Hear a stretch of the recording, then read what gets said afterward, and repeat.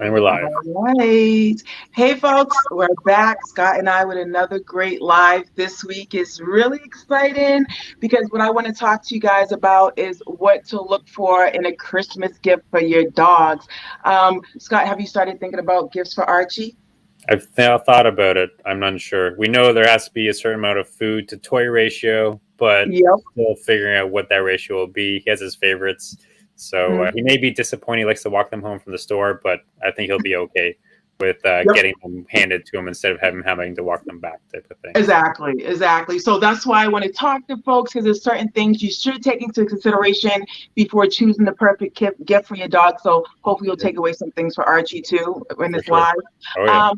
So some things that you want to consider before buying your dog, a Christmas gift before you start throwing away money is you want to consider the the breed of your dog. Okay. So what I mean by the breed of your dog, like I tell my clients all the time, if you want to know more about your dog, the best way to figure it out is to look up the breed of your dog. So if your dog has a lot of energy, then maybe they would want a more of an interactive toy. If they're more like low key, then maybe they want more of a stuffed toy. So you want to take their energy requirements into consideration as well. Also, you want to look at what your Pooch is playing with now. Are there certain things that Archie plays with now that he favors more than others? He likes like tug toys and Mhm. then sort of like the squeaky soft toys and that sort of thing he'll play with quite a Yep. bit. And then he likes to pick it up and have us chase at him or play tug or whatnot. Uh, Once in a while, he'll like the rubber animal looking things that will squeak when you press on them and that Yep. sort of thing. So he has some few favorites. Yeah, for sure. For sure. Exactly. And so you would probably want to choose more of the toys that he enjoy opposed to, the Yeah. toys that he's kind of like, about. So you guys want to take that into consideration when you're looking for a gift for your dog. Also, if you take into consideration if you have a puppy, which they're nippy, they like to destroy things, or if you have a dog that's just like is more destructive, do you want to think about gifts that are more durable gifts? And I'll go over more of this in detail, like a Kong that's really good for dogs that chew and that can stand the test of time and they're not going to destroy it. So you want to think about, how's your dog when they're at home? Are they destroying pillows? Are they destroying the toys they already have? And that's maybe a sign that, well, it is a sign that you probably need a gift that's more durable and quality. Also, again, the dog's personality, going back to the breed, making sure you look up the breed, seeing what their needs are for the breed, because each breed has their own needs. Far as Archie, do you think, considering what I just said, do you know based on do you know Archie's needs? What are Yeah. Archie's needs?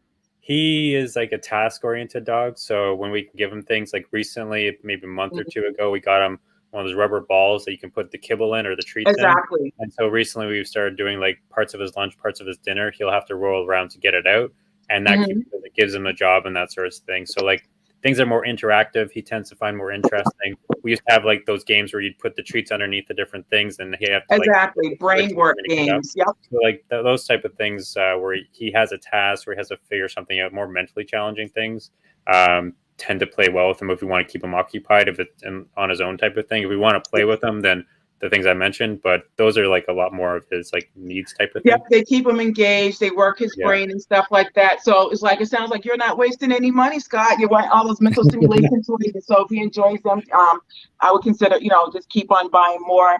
Also, Yeah. safety. You want to consider safety.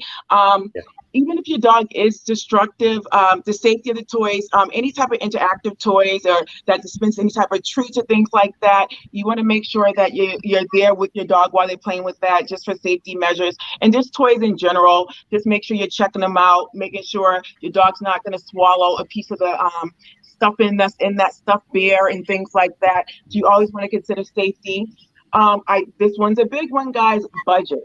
And this is what I tell my clients in the consultations when we talk about shopping lists and things to get for your new dog or dogs in general. If you're unsure what your dog likes, don't go out and buy the expensive stuff. And you'll end up buying it. Your dog's not going to play with it. Go to somewhere cheap, like the dollar store. Get some of those cheap toys that kind of similar to what you may want to buy that's expensive. See how your dogs like it. See if they stand the test of time. And if they do like it, then go out and buy that one that's more durable and more expensive. Because you'll get into, I sometimes go to clients' homes. They have like a gamut of toys, but in reality, the dog only plays with one.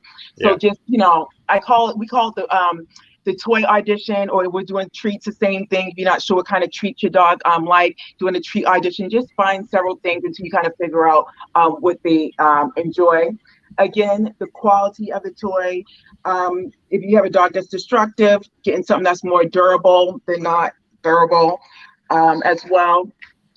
And have you thought about, while I'm talking, anything that you might want to buy Archie besides the interactive toys? He likes to chew on things, so we've messed around with him in the past. Like when he was younger, they have like these wood blocks that you can gnaw on, so we used to get those. I don't know if we'll get those again, but just seeing what's out there. Sometimes you have to just go to the pet store and be like, what's new type of thing, right? Like sometimes they have different interactive things. They have like the bigger like plush toys and that sort of thing, and seeing even the ropes, right? He's a big dog. He's an 8-pound dog, so we used to get like the bigger tug ropes, the thicker ones. But you'd always go back to one that was about like, where am I? Exactly.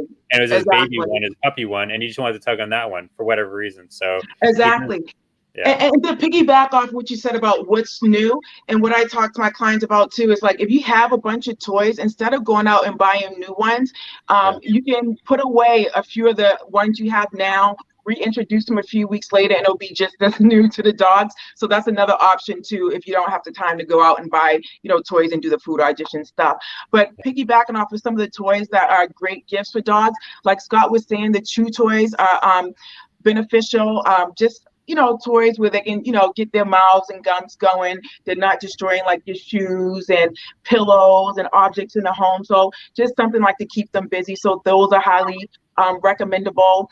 Interactive toys, and basically those are toys that dispense some sort of treats. So your dog has to either roll them around, either paw at it, any type of thing where they have to work at to get them out. Far as interactive, the dog can either work at getting the treats out, or they do have things like a fur bowl where they actually dispense the treats to the dog as well. And that one's more about when you're leaving the dog home alone and you're not there. But the interactive ones, when they're like pushing the toys around, those ones are a really good toy for a dog. And my favorite one is, I don't know if Archie has one. I think you said he does. Does he have the ball with the treat in it? That's my favorite one. Is it his clear, or is it the solid one? No, his is solid. We used to have a clear one, but then it ended up getting a little dirty. So, but the solid one, it doesn't look as dirty, I guess. I don't know. Exactly. But did you find that he was more interested in a clear one, that he could see the treats, that opposed to the solid one? It's been a while since he had the clear one, but maybe like now he just hears them rolling around, and sometimes he'll give up when there's like 2 or 3 left, and then we'll have to either like roll it for him or like knock him out and give him the last couple pieces. So the clear one might be a better option, actually, now that I think about it, just because like you said, they can actually see exactly what's anything left. Right? Exactly. And the ones that you can see through, I usually recommend those for dogs who need a little jump start and a little bit of motivation, like, hey, there's treats in here, opposed to just rolling around a solid one. So that's just like a little training tip. Another toy that's great for your dog, like Scott was saying, the Squeaky Toys are good. So if your dog likes the excitement of hearing all that noise and the, playing fetch, if your dog loves fetch, the Squeaky Toys are awesome at with that. So grabbing one of those.